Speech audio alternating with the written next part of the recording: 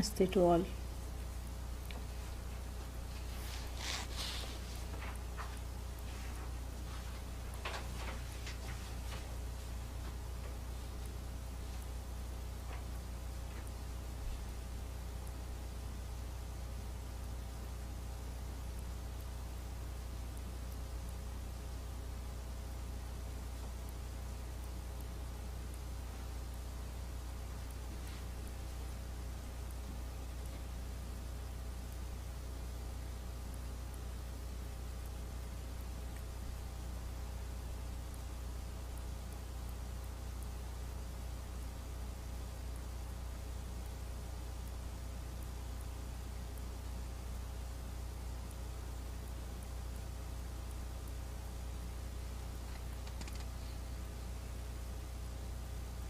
Oh, wonderful. How did it go? It went well? I'm very happy to hear that.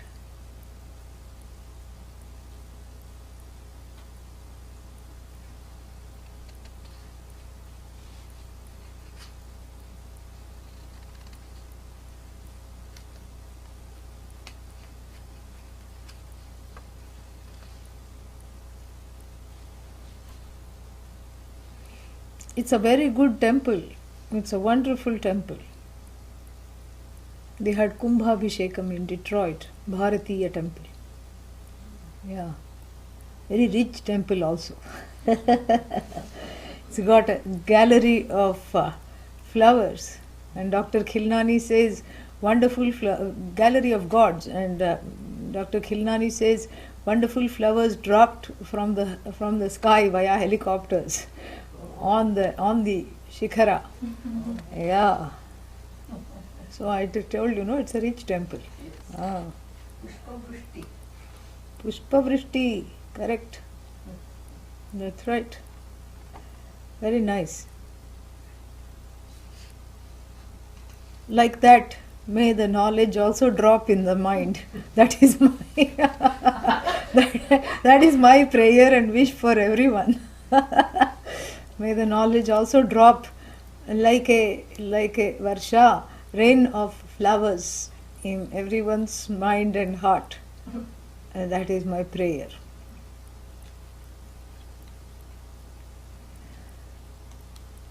Om Bhadram Karnebhi Shriniyaam Devaah Bhadram Pashyemakshabhiryajatraah Sthirairangai Stuštuvagam Sastanubhi Vyashema Devahitam Yadayuh Swasti na Indro Vriddhashrabah Swasti nah Pusha Vishwavedaah Swasti nastarkshyo Arishtanemihi Swasti no Brihaspatir Dadhatu Om Shanti Shanti Shantihi Om Sahana Bhavatu Sahanau Bhunaktu Sahaviryam Karavavahai Tejasvinavadhitamastu ma vidvishavahai Om Shanti Shanti Shantihi.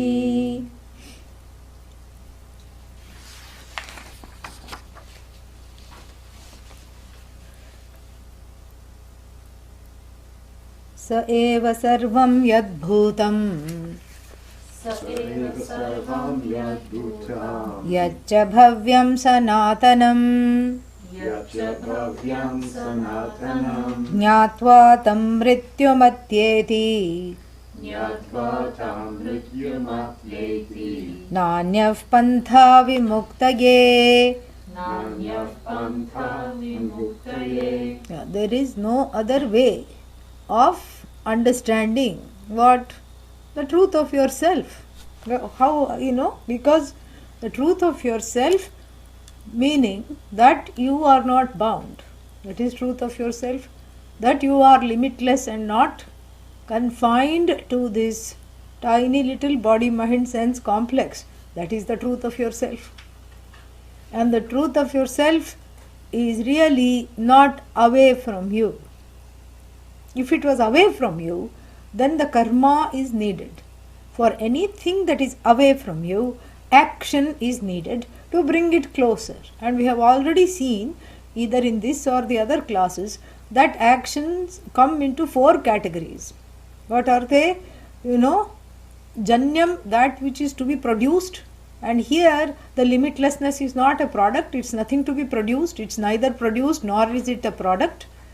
And samskaryam, cleaning actions. Limitlessness is not dirty, Atma is not dirty, it doesn't have to go into the laundry every week.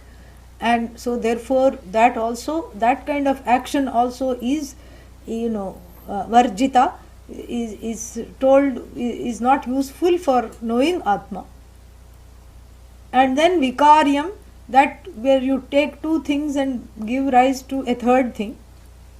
Like milk, you put in little bit of yogurt starter and what is that? Stir it up and put it in a warm place. Next day you have yogurt. So you can't have Atma yogurt. Yeah. Mix Brahman milk and Atma starter and then you have Atma yogurt. This is also because there is no, why you can't do that? Because there is only one thing. To mix 2 things you need at basic minimum 2 things. Otherwise, if you are making something more complicated like bhel puri, you need more than more than 2 things. It's like some kind of a mishmash snack. So you need more than 2 things, but here at least 2 things you need, correct? And if those 2 things are itself not available, there is only one thing we are saying. So that vikaryam, the 3rd kind of action, is also varjita for Atma. Then finally the 4th kind, which is what? Gamyam, to go somewhere because it's away from you. Where is Atma away from you? Like yesterday I said, is my hand, what is the distance? What should my hand do to reach space? Please tell me, what should it do? Yeah. It's looking for space. Where are you? Oh, space. It is singing sad songs because it wants to become one with space. So therefore, karma does not produce knowledge. Karma, because knowledge is something that has to be, is not based on will. This is very important. Karma doesn't produce knowledge because knowledge is based not on will. Karma is based on will. And therefore there are many choices available while doing karma. You can say, I can do it, I'll do it later, I will procrastinate. And then you can say, I will do it differently. Like for example, in India, if you go to different people's houses for lunch, then you find that each one has a different recipe to make the same dish. You find even a simple dish, like you take dal, there are at least 1,000 ways of preparing it. There are at least a few established way of preparing it. Even if we divide it by region, north, south, east and west, and the easterners prepare dal this way and the westerners prepare that way, even if you were to make it like that, even among the northerners there will be so many recipes, plus there will be family recipe, and they will say, this is how we do it in our house, and this is how grandma did it. Great grandma made the dal that way, great great great grandma made the dal that way, and this is our family recipe, and we put something extra there which nobody does. So like this, with karma you can make dal in 1,000 of, you can cook dal in 1,000 of ways. So how are you going to cook this Atma? Atma ko kaise pakaoge? How are you going to cook this? That which doesn't need cooking is Atma. That which is already there. So therefore it is not available for karma, for action. This we have to really properly understand. The Atma is not available for action because action is based on will, and yesterday we said there is no choice in knowing. Oh, but I have to turn on the computer, I have to log on to class. Yeah, a little bit of will, but really speaking, that's just you are bringing, that's not even the will to know really. It's the what actions are doing when you turn on the computer or when you drive here to come to class. What the action is doing is that it's bringing the pramana, the means of knowledge, it's bringing you, exposing the mind to the means of knowledge. And that's not really an action, really speaking, like if if you have your eyes open, you will see, correct? So the opening of the eyes, you can technically say it's an action, but really speaking, you're bringing the means of knowledge, pramana, and that which is to be known, prameya, together. And when they are in contact, knowledge takes place. So the karma is really doesn't have a role. Karma shies away and goes and sits in a corner because action and knowledge are like oil and water. They don't mix very well even in a salad dressing, Yeah. They are just not supposed to mix. And knowledge is, what is this knowledge about? It is about the actionless you. Do you see another reason why the action doesn't produce the actionless? How can action produce that which is actionless? That which is actionless is its nature, which is you, akarta, abhokta. And then for all that the action does, the role of the action is basically for the sake of, producing something. And why will somebody go about just producing something? For the sake of enjoying it, correct? Yeah. So the action is for karta and bhokta.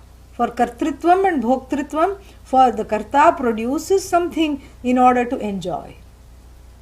If somebody is cooking, you say, oh, you're making so many dishes. Are you expecting guests? No. Are you planning to just have a feast by yourself? No. Then what will you do after cooking? Well, it will be 2 hours from now, so it will be time to cook dinner. Now I am cooking lunch. Then what are you going to do? Then I'll get ready to see what to make for breakfast tomorrow. Nobody does that, correct? The cooking is for the sake of, it's secondary, really. Cooking is for the sake of eating, correct? And eating also is for the sake of enjoying a healthy body, enjoying that sensation of the food going in and the tastes and everything. And, and having a good time with it. So therefore, what is this here? We have to see this properly. This is, otherwise, this part of the knowledge is very important, otherwise it will not go in. And I am not saying that the knowledge is the only way. Upanishad herself is saying, na anyah pantha vimuktaye. There is no other path. In fact, even this one path is not there. You have to know. That's all it is. You don't know, you have to know. There is no choice, there is no option. You have to know. And the way of knowing is to expose yourself to the means of knowledge. Like, how did you know that this is pot? There was a time you didn't know this was pot, correct? Maybe you were 1 year old, 2 year old, and you pointed, and then mother or father said, this is pot. How did you know? Just like that, you exposed yourself to the means of knowledge called the eyes, and then the word and the meaning that this was connected to was supplied, and then you came to know pot. So this knowledge is also like that. You have to expose yourself to the means of knowledge. And here is where the rub is, because the means of knowledge in the case of the knowing the pot or any other discrete object are in your own hands. The means of knowledge are in your own hands. It's not in the hands of someone else. Right? Yeah. You operate the vision, you operate the ears, and then what? And then the knowledge is produced, so you really feel that you are producing the knowledge. But this is not really true, ultimately speaking. But let's not go there right now. So you feel like you are producing the knowledge. And then what? And then in case of self-knowledge, what happens? The pramana is handled by the teacher. Correct? Yeah. The pramana operates by knocking off the knower from the limited pedestal of knowing finite objects, and shows that the nature of the knower, knocks off the knower doesn't mean it destabilizes the knower. It destabilizes the knower only temporarily, only to repatriate the knower with his or her own nature. And what is the nature of the knower? The one who is all knowing without needing to stand on the pedestal of the knower. Do you see that? Do you see why you have to vacate the pedestal of the knower? Because when you hold on to this little pedestal, then what will happen? then you don't, then you are limited to what you know. And as you know, what you know is so limited, it can be dismissed by one more question. As Pujya Swamiji says, what is this flower? Okay, why this flower is this color? I don't know. Why that flower is the other color? I don't know. Why it is a particular shape? I don't know. So in everybody's, repertoire of knowledge, there are more I don't knows than there are I knows. Is that correct? Yes. So that's why the knower is always sad, because the I don't knows are overpowering the I know. Correct? So the knower, the pramata, is a sad, dejected fellow all the time. And the pramata has a hunger for knowledge, because that really speaking, that hunger is for self-knowledge, but the pramata has not recognized it. The pramata has a hunger for self-knowledge, really speaking. Because it is only through the Atma Jnanam, through the self-knowledge alone, one can understand that the status of that knower is not just limited to being the knower. And as the next mantra will show, the known is not separate from the knower. Correct? And the knower is a superimposition on that which is neither known nor knower, which appears as the Jagat Karanam, the cause of the entire universe. That is the true nature of the knower. The true nature of the knower is a sentient, conscious, all knowledge, limitless being. And so therefore you have to get off the pedestal of I am the knower of so and so. That transitive word to know, verb to know something as an object has to be given up in the wake of this knowledge. And that is why the exposure to the pramana is necessary. And therefore, that is how the knowledge takes place, because when the pramana is handled properly by the teacher, and who is the teacher? The one who can communicate. There may be many people that know. There may be lots of people who know all is one, but they may not be able to communicate. So what is the use of going to people that cannot communicate? Or they choose not to communicate. Sometimes the people say, some jnanis might just choose to spend the rest of their life in silence, or choose to not teach. So therefore, the onus is on the person to find a person who can teach, and the one who has preferably been already taught properly by his teacher, her teacher, his teacher, in a way that doesn't distort the Upanishad. Because the Upanishad has a tatparya, has a purport, and that purport must be communicated exactly as it is.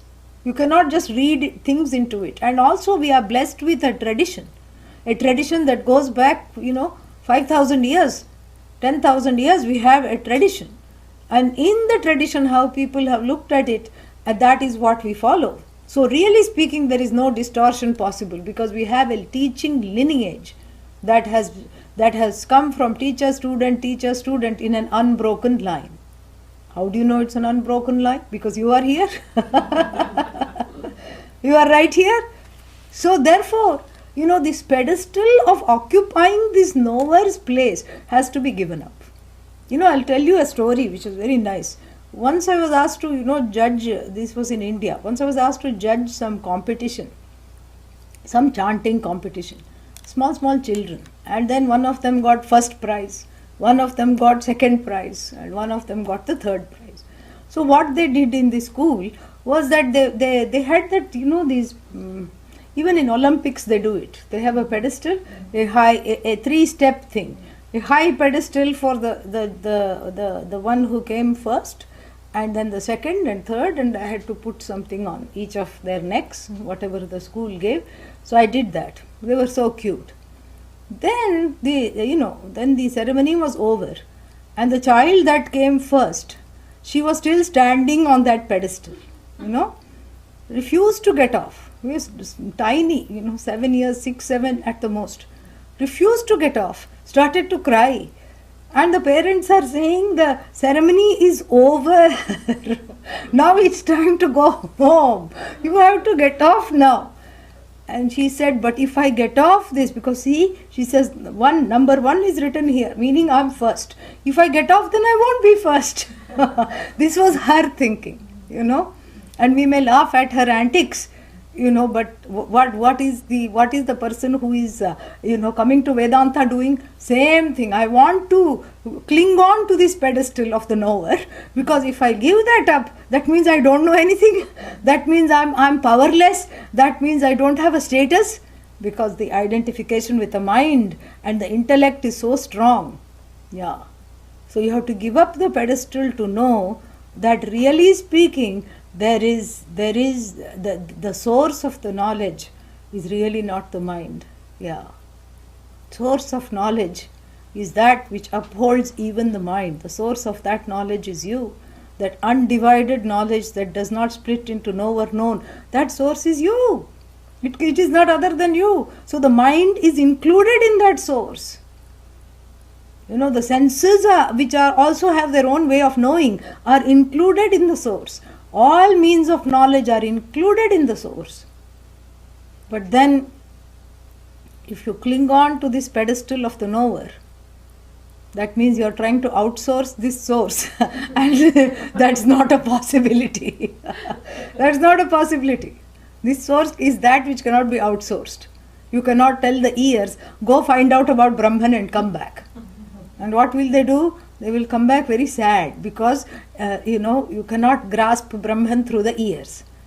And you send the mind, go find out about Brahman, send the speech, go find out about Brahman and come. What happens? Yato vacho nivartante aprapya manasa saha.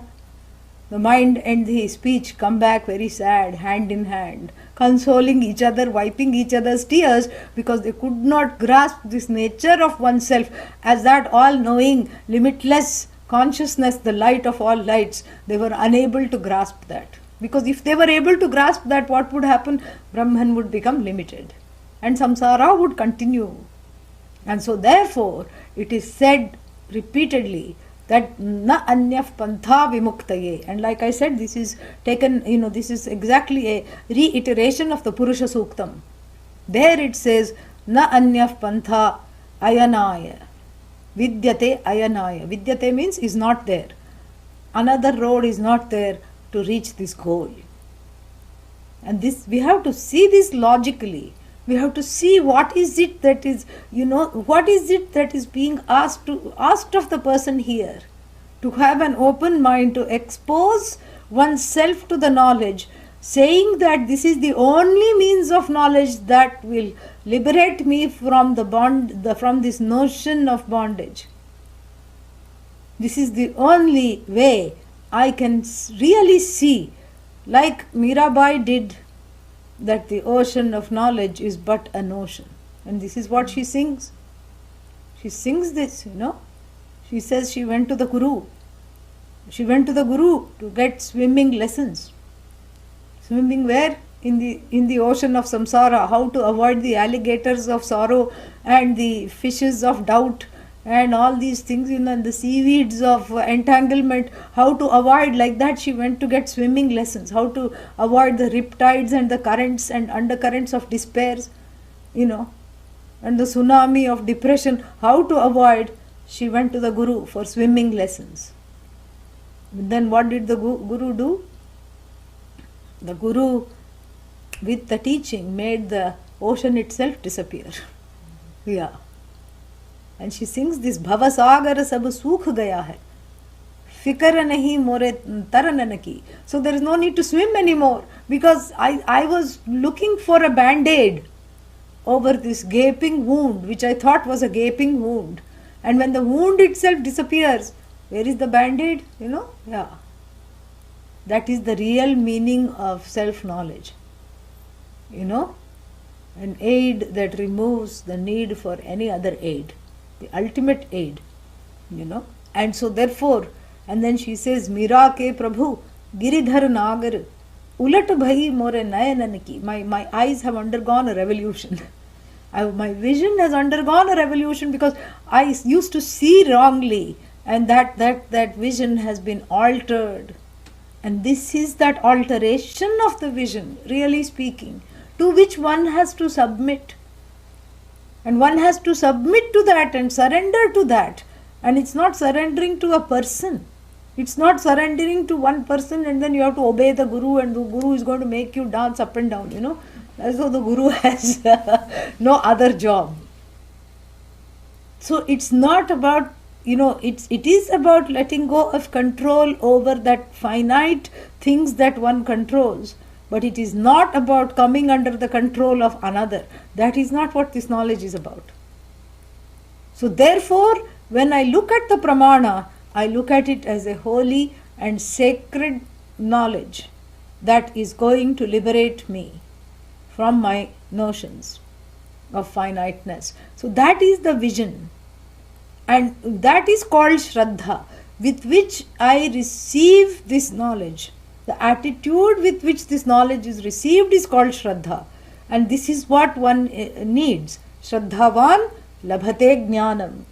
This is what one needs. And this, unless the Shraddha is there, the knowledge will not take place. This is very, very important to know. But then what about Guru allergy? Guru allergy will go, The exposure to the knowledge will remove the Guru allergy, will override it. And really speaking, the Guru allergy is pointing to something else. It's an authority issue. Fear of authority. And Guru allergy also goes alongside with God allergy. Fear of authority. Some childhood problem, mother problem, father issue, mother issue. It has to be resolved. That's all. And that's why in a way the internet classes, I suppose, are very safe. Because you don't need to, the Guru allergy is not activated that much, You can switch off the computer, you can do so many things, you can enjoy the knowledge without needing to interact really speaking with the Guru. So therefore, I think the internet classes are a big blessing to all of it, So in the beginning, I didn't know how this medium would be used, when Ramakrishnan ji was, talking earlier, long ago, 2004, since then we have been having this classroom. And so when this idea was brought up and all these things, I was wondering how will this work? But really it works better than live sometimes, I feel. One is really not missing anything. So the Guru allergy will go, really. God allergy will go. The authority issues, when as soon as you say, I have a resistance, then that resistance is already owned up, correct? And that resistance, it has to go, because it cannot sit here. It's like in a wedding. In Indian wedding, this happens a lot. Usually there will be, in the olden days, the wedding used to go on for 3 days, 4 days, something or the other. Because it was an arranged marriage and people didn't know each other. So this was the way the bride and the groom's families used to interact and get to know one another. An arranged marriage. And so there would be functions, all kinds of functions, the functions between what are called the sambandhis, meaning the parents of the bride and groom, they would do things together to get to know each other, and the bride and groom used to do things together, like they would have a little, thing of, what is that, a big bowl of milk with rose petals and everything, and the rings would be dropped in it, and they have to find the ring, and whoever finds the ring, like this, some games would be there. So in this 4-5 day marriage festival, there would be one fellow, and then which nobody really knows. The bride side is being very nice to that fellow, thinking that he is from the groom's side, because he was very helpful, all the time saying, oh, you want that to be lifted? Let me lift it. Let me put this here. And in the first 12 hours, he has got the what is its name? The confidence of the groom side and the brides. And the groom side people he would go to and say, oh, is everything all right? Yeah, do you need anything? If you need anything special, more hot water? Oh, some more tea? What do you need? And he would be extremely helpful to both sides. And the groom side are very happy with him. Why? Because, oh, this is so nicely taken care of. And the bride side is extremely happy with him also, because he is so helpful. Then, then the final thing, the final ceremony usually is just, they sit down, the parents of the bride and the groom, and then they, recollect on how nicely everything went off, and there are some more final gift givings. And then, in that gift giving, they say, by the way, that young man who was so helpful, what is he to you? The bride's father is asking. The groom's parents say, we thought he was from your side. Then quickly they get suspicious, correct? And they go look at the storeroom where all the silver is kept, correct? Silver is gone, and this, silvery man is also gone, correct? Yeah. So like this, you do, and so, but then as soon as you name it, it's gone.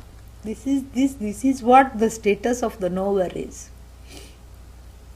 The resistance and the feeling I am being dislocated from all my assumptions, the ahankara, the knower which attaches itself to the ahankara, the status of the knower, which attaches itself to the I notion that I am this knower and I know this much, and I feel a resistance to looking at anything else in any other way.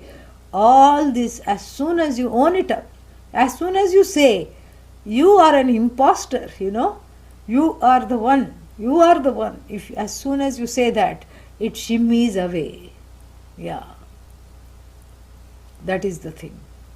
And so like that, here also, the resistance, if it is named, the guru allergy, the knowledge allergy, if it is named, it cannot harm you anymore. Like a cockroach, it hides under something, some dark place, it hides and goes away. That's what it is. And in fact, this is the definition of ahankara. Vicharam nasahate, that which does not brook any enquiry. So you start inquiring into this resistance, it pushes off. Yeah, it pushes off. That's how it is. And so therefore, the resistance need not be, worrisome at all. It will be overcome. Now that you have thought of it and pointed to it, it will be overcome. And so therefore it says, na anyaf pantha vimuktaye. If you want to be free, expose yourself to the knowledge. Then comes another very important question. So I have exposed myself to the knowledge. I have been studying for so many years, so many months, so many days. Okay, that's good. No, that's not good, because you have not heard everything that I want to say. Okay, what do you want to say? Nothing has happened. Nothing has happened. Is it really true that nothing has happened? Correct? Is it really true? Ask yourself. And then you might be surprised with the answer. And so then the question is modified. Why it is so slow? Because there needs to be some background work. Shraddha muscle has to do some, what are they called? Kasrat. Yeah, some push-ups, pull-ups, all these things. The Shraddha muscle has to be, done. And the six-pack, another set of muscles, Shama, Dama, Uparati, Titiksha, Shraddha, Samadhanam, all that has to be gained. Has to be, buttressed. And all this has to be done. So you go back to the qualifications. Adhikritasya adhikaraha. So Viveka, Vairagya, where is it that there is a gap? And fill up that gap, because that gap is up to you. You can fill that up. You can make a pratignya. Pratignya means you can take a vow right now to say that I am going to look into myself and see what is lacking and fill that up. How to fill that up? Go against the very thought of whatever that is, If the mind is restless, replace with Shama, replace with quietude. If the mind has no Shraddha, fake it and make it. Really. Fake the Shraddha. Really speaking, there is no reason to not have Shraddha. So if you fake it, you are not really faking it. This is one way of convincing the mind to fake it and make it, because it's really you. That's all it is. Then if, Dama is lacking, if Uparati is lacking, Viveka, Vairagya are lacking, apply the mind to gain more Viveka and Vairagya. Ask yourself, what is it that I really want? And what is it that, give this knowledge a chance. Really, that's all what any teacher asks. Give this knowledge a chance, because you're not doing the teacher a favor. You're doing yourself a favor by opening your heart to receive this knowledge. Otherwise, what is there? Teacher will go on teaching. You will go on listening. And then, it's like nothing is happening, then one complains. If one is not complaining, then there is no action needed. But if one feels that one can go deeper, but one is not allowing oneself to, this is the time to do it. One more week is left for the 1 month course. And if there is some way in which you have held yourself back, let go. What will happen in 1 week? Nothing will happen. Nothing wrong will happen. What do you have to lose except the shackles of the notions of bondage, which has been made into an ocean because of ajnana? So really let go. Invite yourself, give yourself the permission to let go and listen with a different attitude if that's not what you've been doing. Allow yourself to receive this present of your own presence, which is the now, which is the forever, which is really what you are seeking forever and ever and ever. That is what you are seeking. So give yourself the gift, because in this 1 week a lot can happen really. Even in one class a lot can happen. Even from yesterday things are not the same as today. So therefore, so this is this pratigna, this making up one's mind itself is a very big thing. That sankalpa, that making that intention that I'm going to listen very carefully and very differently, and let the past and all the discouragement, the hopelessness that I'm never going to learn, that this knowledge must not be for me, and when is it going to happen, and what will this knowledge do? Come on, how is it going to change my life? All these doubts and desperate thoughts, this is the time to put aside. Because the time is now. Doesn't matter if you were discouraged in the past. Right now, whip up every single piece of enthusiasm that you have available and just open the heart and listen. Next one.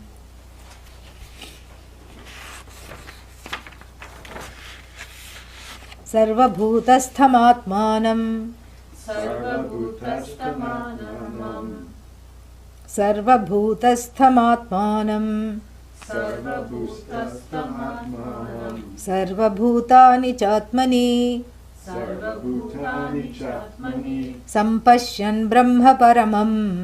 Sampashyan brahma paramam. Yati nanyena hetuna. Yati nanyena hetuna. Yeah. Sarvabhutastham. Stham, from stha to stay, that which is in all the things. Sarvabhutastham, that which is there in all the elements and the elementals in all beings. Sarvabhutani cha atmani. So not only that which is present in all beings. And what is that which is present in all beings? Atmanam, I. Sarva bhutani cha atmani.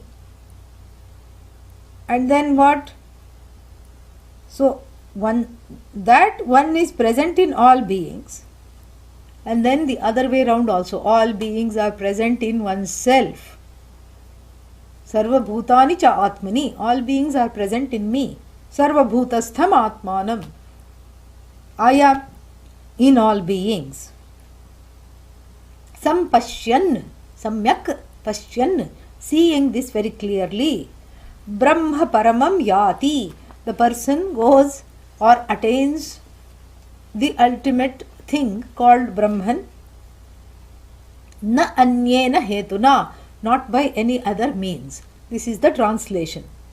Recognizing clearly that one is present in all beings, and then again that sampashyan must be carried over to the other side also, and again clearly recognizing that all beings are non-separate from oneself. Then what happens? One attains that ultimate goal called Brahman, which is the truth of oneself, not by any other means. See, this is again a verse, mantra that is lifted by the Bhagavad Gita. Yeah. So Vyasa was a plagiarist because he's copying from Upanishad. Where else are you going to copy from? Tell me. Yeah. The Upanishad is a statement, is the statement. Everything else is a restatement, really. You can say it in 100 different ways, but you cannot improve upon it. Yeah, that's all it is. That is the knowledge. So the primary source is the Upanishad. And from the Upanishad it is said in 100 different ways, by everybody. And Bhagavan Vyasa knows that the Upanishad says it the best. So he has chosen 4-5 Upanishads and then he restates it in the form of the Bhagavad Gita. That's how it is. Even the Granth Sahib is like that.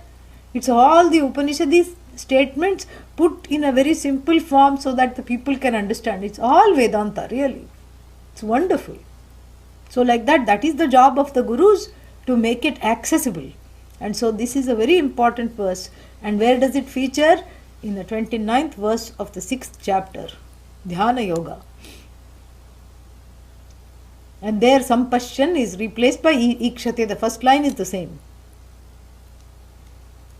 Sarva bhutasthamaatmanam sarva bhutani chatmani Ikshate yoga yuktatma. And Samadarshanaha, like that it is, like that it is given in the 29th verse of the 6th chapter.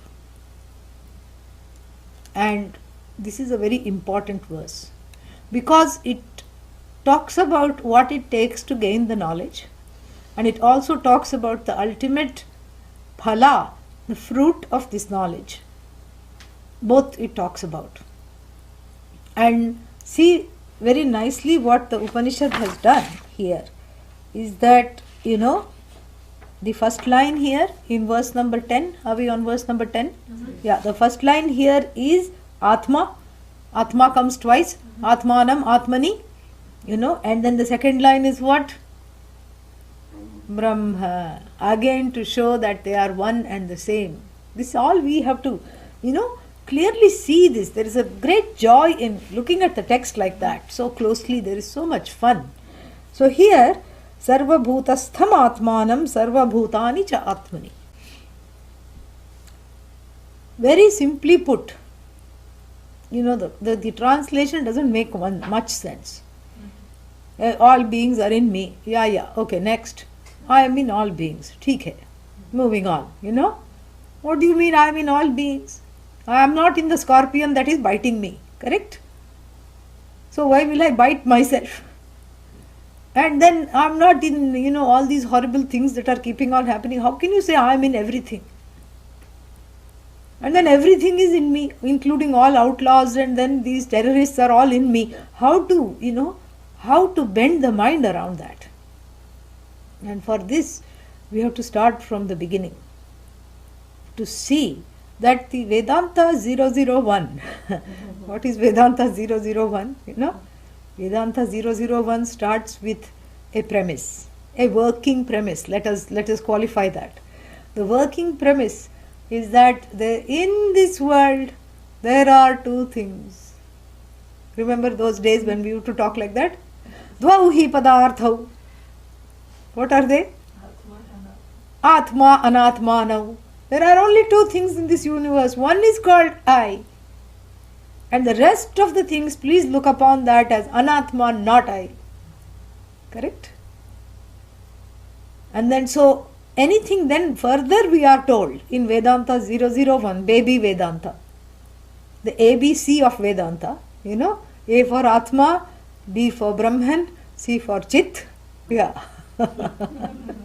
So, like this, the ABC of Vedanta teaches that first you do the sifting, the separation. You sift the husk from the paddy, the rice. Of course, these days, with all the, what is that? With all these new ways of eating, especially in a place like Eugene, they get very sad when you say sift the husk from the paddy. This was a Vedic example. The people in Eugene will run to save the husk and throw away the paddy because that has the B complex and that has all the vitamins. So, all this organic, organic craze and the healthy eating macrobiotic craze, yeah. And now the cow is eating processed food and you go back to eating wheat grass. That is what happens. It's all ulta.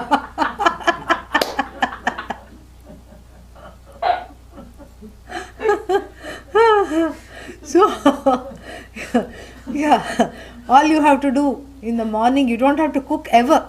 All you have to do is go to the front lawn and graze in the morning, and then go to the backyard and graze in the afternoon. Finished, no upkeep, yeah. Niragnihi nishkriyaha, you can live like a sannyasi, never light the stove. Don't do anything, yeah. Like the deer and all these things, graze, that's all. So first we are told that there are two things, Atma and Anatma. I, which has to be sifted from everything that is not I. And the not I is a problem. This is what we are told. The not I is a problem. Why? Because the stupid thing keeps seeping into the I. And when the I is not able to recognize itself, it takes itself to be the not I. So we have a twofold superimposition. I take myself to be not I. Correct? That is one. Atmani, Anatma Darshanam. And then Anatmani, Atma Darshanam. This is a mutual adhyasa. Anyonya adhyasa, Adi Shankara's term. Anyonya adhyasa means a mutual superimposition. In the not I trace the I. In the child, in the dog, this frequently happens. I was going for a walk, just few days ago this happened. Then somebody else was also walking on the other side of the road, and then they crossed another paths with another person who was walking the dog. And so those two people greeted each other because they were on the same side of the road, and one of them said, "Nice dog," the one that didn't have the dog. And then the other person said, "Oh, thank you, thank you." Who is being praised? Dog. If anybody should say thank you, dog should say woof woof, thank you. That feels good. I have a nice coat. I may not have a degree, but I have a pedigree. The dog should say. But the owner says, I am as good as the dog. You see, that is the feeling in the mind. I am as good. I see myself in all the things that I am not. I see myself in the child. So the child becomes an extension of me. I see myself in the spouse. That's why I keep trying to wind up and change the spouse all life long. I see myself in the house. If there is a crack in the house, I feel it's in my own head. I cannot handle it. So this is what is called, Anatmani Atma, Adhyasa. This is the putting the I in where it doesn't belong. Does the I belong in the house? No. Is the I, belong in the neighbor? No. Does the I belong in the garden? No. Does the I belong in the pet dog or cat? No. Absolutely not. So, baby Vedanta lessons first will ask you to pull out yourself, pull out your investment of the I in the not I. So, Anatmani Atma Adhyasa. That is first problem of samsara. Anatmani Atma Adhyasa means what? Superimposing the I over the not I objects. Superimposition of the subject over the object. Seeing the subject where the object is. Mistaking the object for the subject. That is called, that is called one kind of adhyasa. Anatmani Atma Adhyasa. Then we have another kind of superimposition called Adhyasa or Aropa. And what is that kind of superimposition? Atmani Anatma Adhyasa.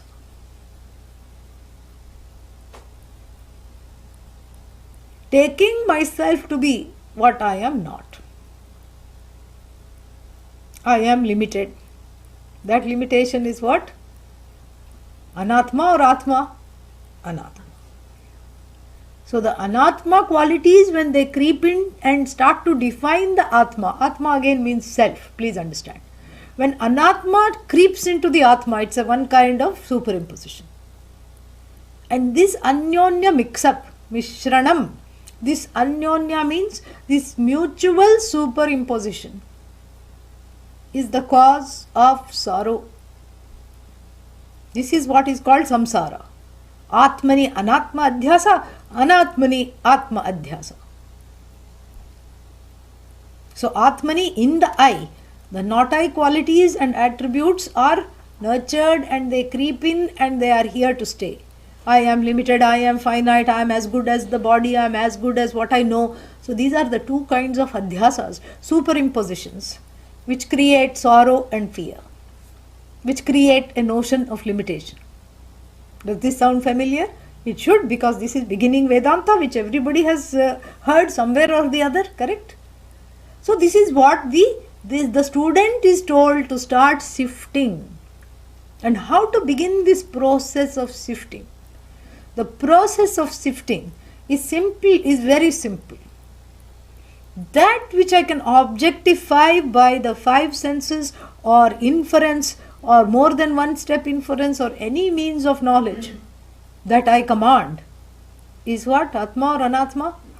Anatma. Abba, thank God. Okay. Is anatma, right? Because anything that I can objectify is I or not I? Not I. It has to be not I. So anything that I objectify is is object, and the one who engages in the acts of objectification, even through the mind, not just through the sight, etc., even through inference, the one that engages in objectification is the Atma. You know? Drishyaha dhivrittaya sakshi drigeva natu drishyate. The seer is not seen. The hearer is not heard. The inferer is not an object for inference. This is what one is told. Correct? And this is, and this gives a lot of relief from samsara immediately. It's like taking Pepto-Bismol. What is Pepto-Bismol? Antacid. Yeah. Because samsara is very acerbic and acidic. And so this is like taking an instant antacid. And the whole mind has this nice happy pink coating because the Atma is under this pink coating of the initial Vedanta class.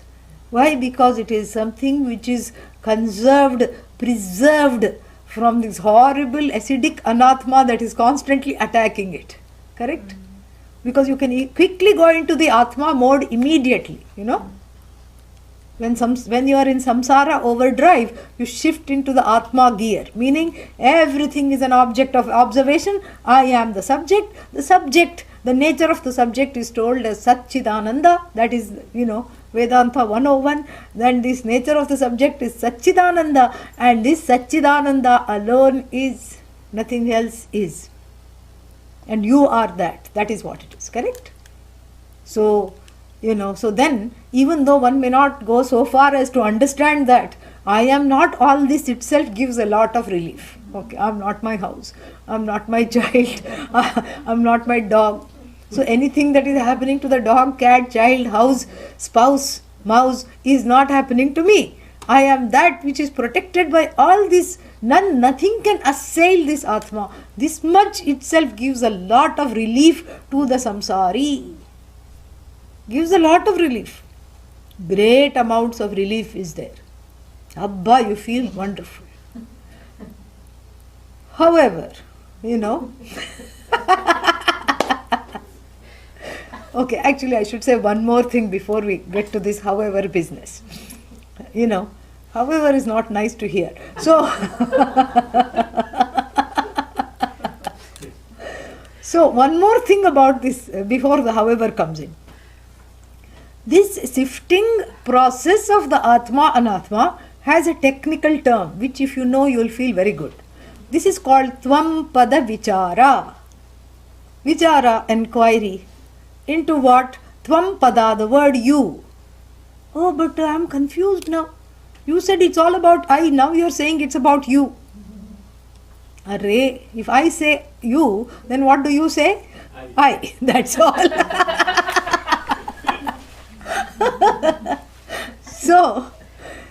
So this is what, the whole thing is.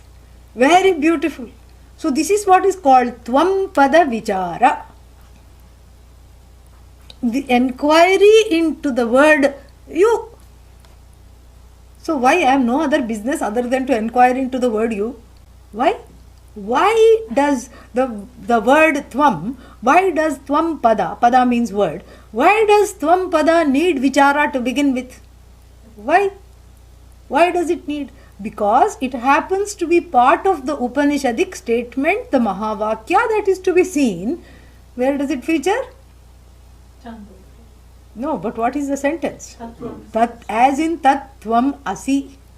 So because there is a sentence, Tat Tvam Asi, first I have to find out it's an equation that is made between the something called Tat, which is equal to Tvam, correct?